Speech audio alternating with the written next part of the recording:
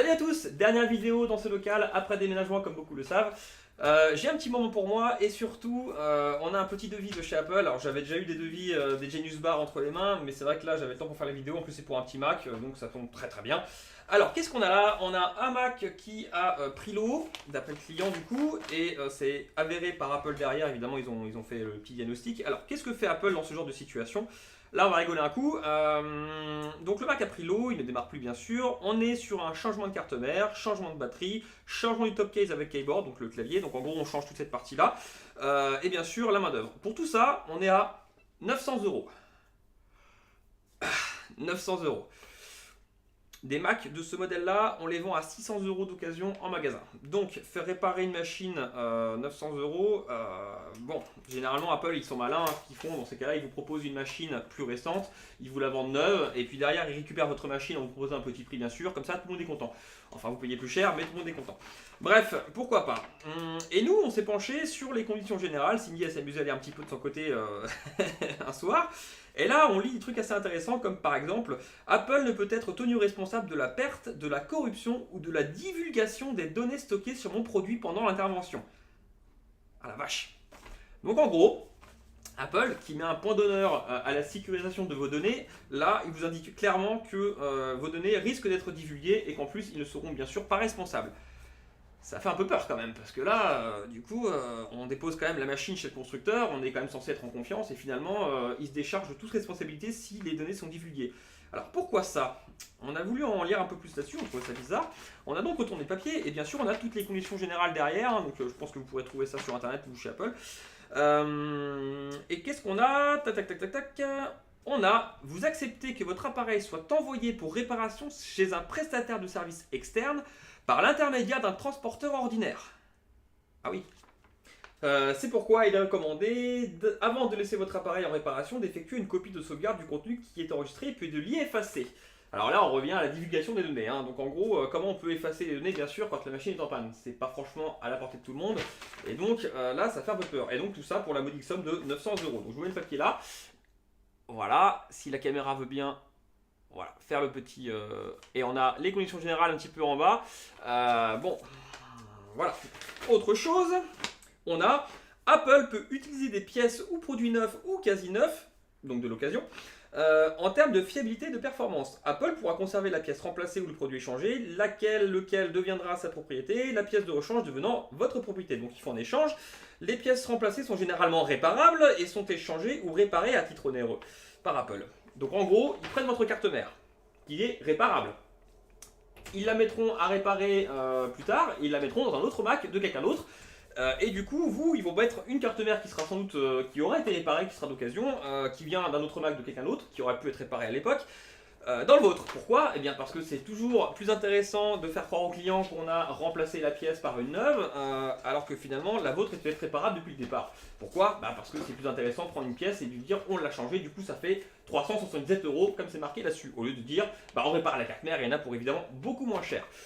Bon, alors on va regarder un petit peu ce qui se passe là-dedans, et bien sûr, si c'est réparable, et je pense que oui, je vous donnerai le prix que nous, on prendrait, et on prendra si on répare pour cette machine. Donc c'est parti, on y va.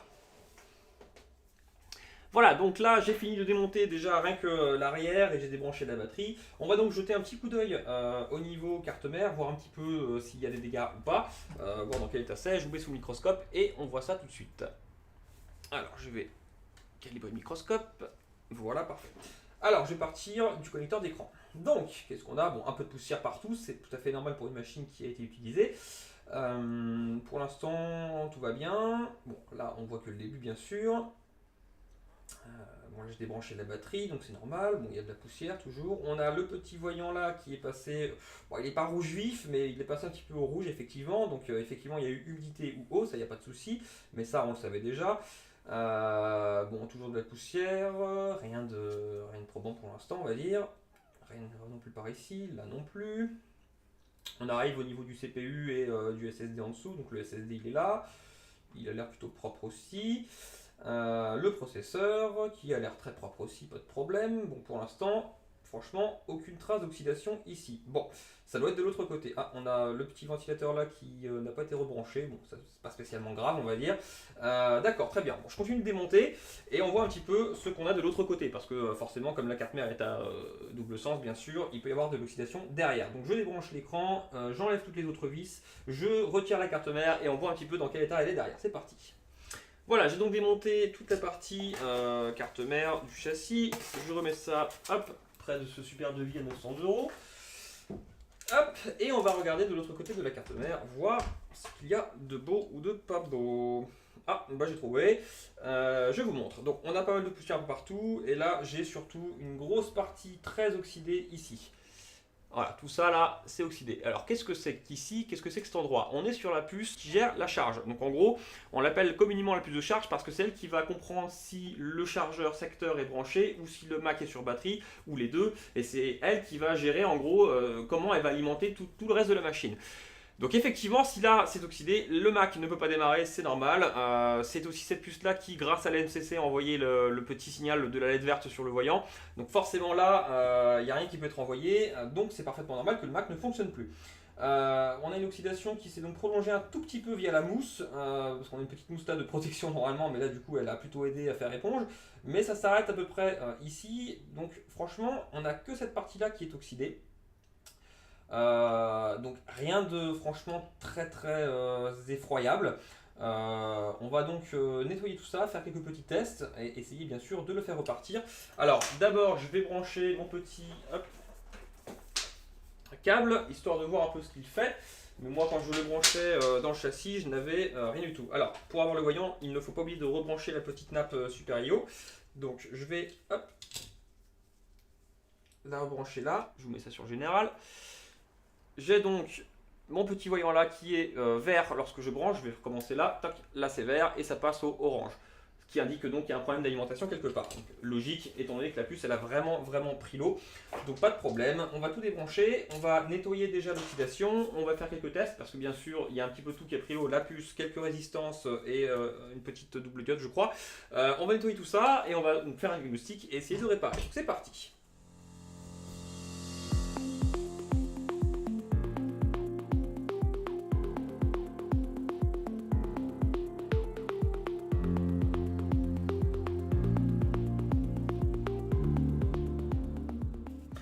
Voilà, donc j'ai nettoyé le plus gros bien sûr rapidement à l'alcool, etc. Donc on peut s'apercevoir bien sûr qu'il y a pas mal de petits composants oxydés, dont surtout des résistances, j'en vois 3-4 là qui me posent problème on va dire. À part ça, là je n'ai rien de choquant, mais il y en a une vraiment qui me fait un peu peur. Toutes les autres elles sont pas très jolies mais elles sont peut-être encore à peu près soudées. Il y en a une qui a vraiment l'air dessoudée complètement. Donc on va jeter un coup d'œil à tout ça, on va vérifier quelle ligne sert à quoi bien sûr et surtout dans quel état sont les résistances. Et on pourra faire un essai après avoir remplacé les composants déjà défectueux. Sachant que là, c'est très important évidemment de refaire toute cette partie-là, dans le sens où, comme je vous l'expliquais un petit peu avant, cette puce-là, elle gère quand même énormément de choses au niveau alimentation. C'est vraiment elle qui va décider si on est sur chargeur sur batterie ou chargeur qui charge batterie. Donc forcément, si ça ne fonctionne pas correctement, bien sûr, le Mac ne va pas démarrer. Donc, on va se pencher sur l'état de toutes les résistances qui sont autour et qui ne me plaisent pas trop. On va aussi se pencher sur les petits condensateurs qui sont un petit peu oxydés. Certains sont peut-être morts, peut-être que non, peut-être que oui, mais en tout cas, il y en a un qui ne me plaît pas du tout. Donc là, lui, c'est sûr, je vais le remplacer. Et donc, on va comprendre à quoi tout ça, ça sert. Alors, je vais juste sécher la carte mère pour qu'on voit un petit peu mieux. Voilà, parfait. Très bien. Et on va regarder un petit peu ce qu'on a. Donc, on a ici un condensateur qui est vraiment pas beau. Je vais zoomer dessus pour que vous puissiez bien voir. Voilà, si j'arrive à bien le mettre dessus, voilà. Donc lui là, il a carrément le pad qui s'est un peu dégagé de son système. On a lui, mais il est oxydé, mais rien de grave. En plus, ils sont gros, ils sont solides, donc lui, je ne m'inquiète pas plus que ça. Mais lui, vraiment, il me plaît pas. On a une résistance juste à côté qui est vraiment pas belle, hein, juste là, en tout cas, pas mal dessoudée, j'ai l'impression. On a celle-ci aussi qui est un petit peu oxydée, brûlée. Celle-ci qui est complètement brûlée aussi et oxydée. Et celle-ci qui me plaisait vraiment pas, c'est bien elle, parce que là, franchement, on a de l'oxydation carrément sous le pad. On dirait que le pad il a brûlé. Donc là, je pense qu'on n'a plus de contact du tout, mais on va tester quand même. Voilà, donc là, franchement, tout ça, ça me plaît pas du tout. C'est à revoir. Hop, je remets bien correctement. On va donc tester tout ça. Donc toutes les résistances qui sont cramées, on va les tester une par une pour tester un petit peu voir ce qui est bon, ce qui ne l'est pas. Et donc évidemment changer ce qui doit être changé. Alors c'est parti, je passe sur l'ordinateur. On va commencer par tester en premier lieu du coup ce petit condensateur là et cette résistance. Donc je regarde sur le schéma. Voilà, et donc on arrive sur cette partie là. On a donc le condensateur qui est ici et la résistance qui est là. Donc la R7116. Donc je vais sur le schéma papier. R7116. Très bien, et on s'aperçoit que c'est une résistance qui fait 10 kΩ, pas de souci. Donc je vais la tester et on va voir ce que ça raconte. Donc 10 kΩ pour celle-ci. Je teste. Et j'ai 9.91. Donc c'est parfait. Celle-ci est bonne, pas de souci. Bon, elle n'est pas très jolie, mais je pourrais la ressouder, mais elle est bonne, pas de problème. On va passer à la suivante. Ça va donc être celle-ci. Hop. Celle-ci est censée être la R7185. Même procédé. R7185. Et celle-ci nous fait 470 kΩ. Donc c'est parti. Je teste. Ouais, 440. Donc c'est parfait. 440, sachant qu'on a un pourcentage d'erreur en pourcentage donc, qui est cohérent. Donc c'est parfait, je continue pour la suite et on va voir ce que ça nous donne. Donc on va passer à la suivante, ça va être la R7121 qui est celle-ci, R7121, celle-ci qui est pas mal brûlée aussi. Donc hop, je me remets sur le schéma papier encore, hop, R7121, celle-ci elle est censée être à 10 ohms, celle-ci est très faible. Et j'ai 11, je vais vérifier des fois que je n'étais pas bien en contact, vu qu'elle est un peu oxydée. 10.8, c'est parfait. Donc celle-ci, elle est ok aussi. Peut-être pas forcément bien soudée non plus, mais je pourrais revoir ça, il n'y a pas de problème. Mais en tout cas, actuellement, c'est bon. Et on arrive à la petite dernière qui ne me plaisait pas, et je sais pas pourquoi, mais je sens que celle-ci, elle va vraiment pas être bonne. Alors celle-ci, je la connais, hein, elle est censée être à 100 kΩ, donc je teste rapidement. Open line, voilà, comme par hasard. Donc celle-ci, à mon avis, ah bah voilà, elle s'arrache, donc voilà. Bon, celle-ci, elle est complètement morte, elle est totalement dessoudée de la carte mère. Donc je crois qu'on a trouvé notre panne à 900 €. Petite blague. Je vais donc la remplacer déjà pour tester. Je vais aussi bien sûr revoir en même temps tout ce qui n'est pas très très joli. Et puis on va pouvoir faire un essai. Donc je vais remplacer par sécurité donc, cette résistance là. Le petit condensateur là, parce que franchement il n'est pas très très joli. Je ne vais même pas me chercher à le tester, hein. Je vais juste, même si je pense qu'il est bon encore à mon avis, celui-ci, parce que je n'ai pas de court-circuit vu que la résistance là avait l'air de réagir correctement. Mais bref, je vais le remplacer par sécurité pour que ça soit vraiment fiable dans le temps. Je vais refaire toutes les soudures de chacun de ces petites résistances là qui sont un petit peu pas très jolies. Et on va pouvoir faire un essai. Donc c'est parti, je vais nettoyer ça et puis on voit ce que ça nous raconte. Donc il va falloir du flux bien sûr, un petit peu d'étain pour revoir tout ça. Voilà, je fais ça sur toutes les parties qui sont pas très très jolies. Je vais retirer ce qui ne va pas. Je vais refaire aussi bien sûr les pistes côté résistance arrachée et on va voir ce que ça nous raconte. Donc c'est parti.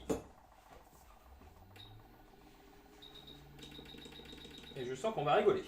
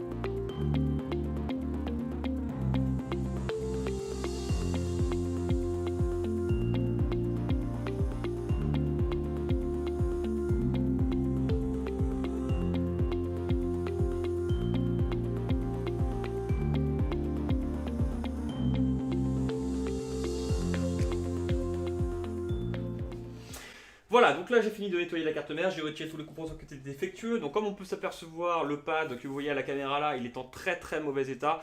Le mieux, ça va pas être de tenter de le reprendre là où il en est, parce que là on est vraiment dans la carte mère, on arrive au multicouche. Le but du jeu c'était de le nettoyer pour éviter qu'il oxyde encore plus derrière, donc il continue de s'étendre, c'est un peu comme un champignon on va dire, donc on évite ça. Là on va faire un jump pour récupérer évidemment un contact correct, donc je vais faire passer un fil bien sûr pour le reprendre ici, remettre à la résistance, et normalement si on a un petit peu de chance le mec devrait repartir. Et on va voir pourquoi après, parce que c'est pas bien compliqué finalement ce qui se passe là-dessus. Et normalement ça devrait aller. Donc c'est parti, je vais essayer de prendre un pad, donc un point de contact pour faire le jump. Je le ramènerai ici, on remettra une résistance en bon état et ça devrait le faire. C'est parti. On s'aperçoit donc sur le schéma que là on a vraiment moyen de récupérer le pad assez facilement. On a deux points de test ici, hein, TP pour test point, donc on a deux par ici donc autour, et si besoin j'en ai derrière. Donc dans tous les cas on a vraiment moyen de récupérer. On a un petit condensateur là sur lequel on peut se prendre, c'est très simple. On a le transistor qui est là, on a la résistance qui permet de tester l'ampérage qui passe à travers la machine ici, on peut se prendre là aussi. Donc bref, on a vraiment des beaux points de contact, en plus on est de l'autre côté donc c'est parfait, on a vraiment un accès simple. On va essayer d'abord sur les tests points si je peux en avoir un visible, parce que ce serait sur le même endroit, ce serait parfait. Et si vraiment on n'arrive pas à atteindre les tests points, on peut prendre ici. Bon, l'avantage c'est que si on se prend ici, bien sûr, on n'aura pas de fil qui va passer de part de l'autre de la carte mère. Donc je vais essayer de trouver un petit test point dessus, et sinon on prendra de l'autre côté. C'est parti. Voilà, donc au niveau des tests points, on ne les voit pas, ils ne sont pas présents, ça dépend des modèles de carte mère, donc là pas de chance, on va devoir prendre de l'autre côté, ce n'est pas très grave. Dans le pire des cas, voilà, le fil il va partir en gros, hop, soit de ce condensateur ici, soit du point là de la résistance là, ou alors au niveau du transistor, mais je préfère prendre soit là, ou alors sur un des deux tests points là, ici, c'est assez facile d'accès, et on aura un petit fil qui va partir de là, qui va aller derrière. Donc, bon, rien d'horrible, hein, ça peut se faire, il n'y a pas de problème. Donc c'est parti. Et étant donné qu'on a de super beaux tests points, on va en profiter.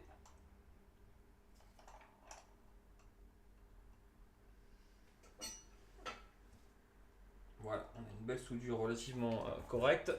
On va prendre un fil, assez épais bien sûr, pour être sûr que le contact il soit durable. Hop, on soude ça, et ça devrait aller.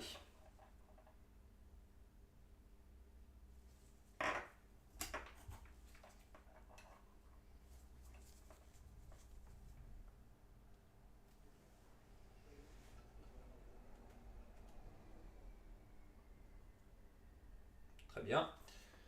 Je vais le faire partir de l'autre côté.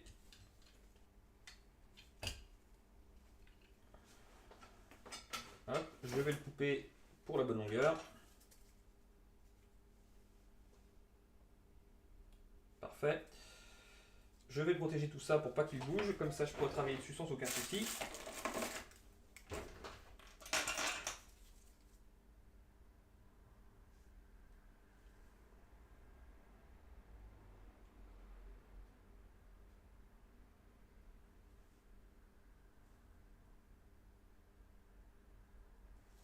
Très bien. On va sécher ça.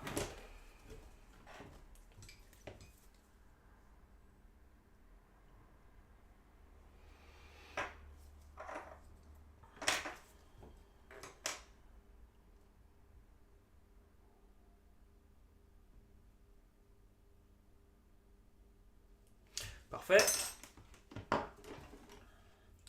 Et on va pouvoir s'occuper de préparer le pad pour reposer une nouvelle résistance dessus. Donc c'est parti.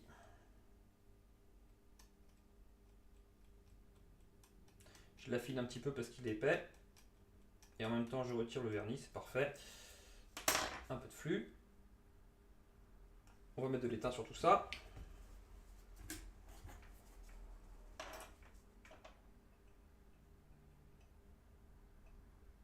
Très bien.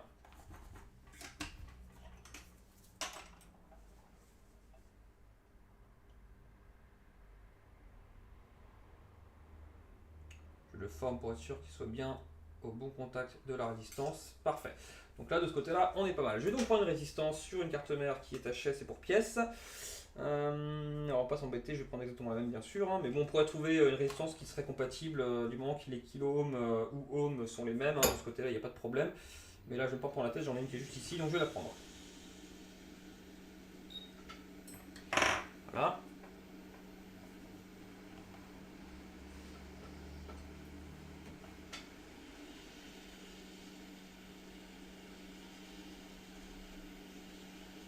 bien.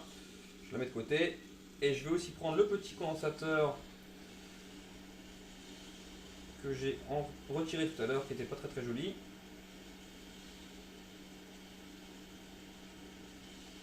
Parfait. De côté aussi, c'est très bien. Hop.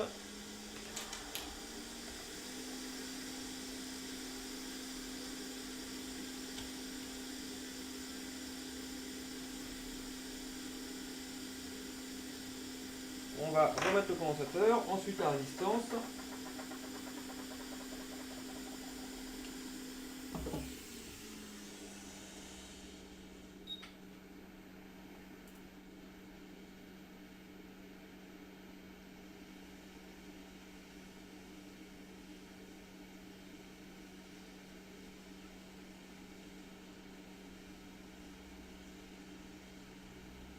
C'est ok pour lui.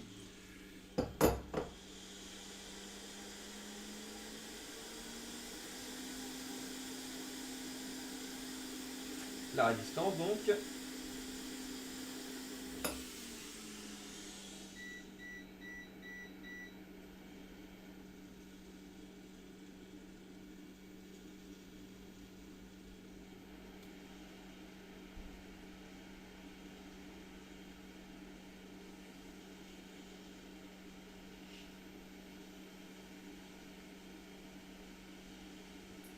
Très bien, je suis en bon contact, c'est parfait. Voilà, donc là on a fait déjà le plus gros de ce qui s'était passé, c'est-à-dire que là on a vraiment refait la piste qui était complètement HS, on a changé la résistance qui était morte, j'ai par sécurité remplacé le condensateur là qui ne me plaisait pas, j'ai refait toutes les soudures de toute résistance qui n'étaient pas super jolies mais qui étaient bonnes. On va donc nettoyer un petit peu et on va faire un test et avec un peu de chance ça va fonctionner. Et si ça fonctionne, on va voir pourquoi ça ne fonctionnait pas. Après je vais vous expliquer ce qui se passait, c'est parti. Je nettoie. Gentiment. Très bien. Et on va donc ça refroidisse et on va faire un test. Voilà, donc c'est froid, la carte mère a bien refroidi, j'ai nettoyé. On va donc prendre hop, le petit câble d'alimentation. Je branche. Et fan spin. Ça tourne. Donc là évidemment, la LED orange c'est normal, il n'y a pas la batterie. Mais en tout cas, lui, il est en train de démarrer. Donc tout va bien. Je vais le débrancher. Et hop, ça s'éteint. Donc je vais pouvoir continuer de nettoyer complètement la carte mère parce qu'il y a un petit peu de poussière forcément un peu partout, mais ça c'est l'utilisation classique. Je nettoie tout, je rebranche le châssis, on rebranche tout et on va tester la batterie et le clavier. Et c'est parti, on y va. Voilà, donc j'ai fini de le remonter, on va le tester rapidement. J'ai mis vraiment le strict minimum pour l'instant au niveau des vis, etc. Mais juste assez pour tester. J'ai tout rebranché, hein, clavier, batterie, wifi, tout ça. Je le branche. Donc il va mettre un petit peu de temps normalement à démarrer, ce qui sera logique étant donné que là il n'avait pas été démarré depuis longtemps et qu'en plus on avait débranché la batterie. On tente donc de le démarrer. J'ai le son.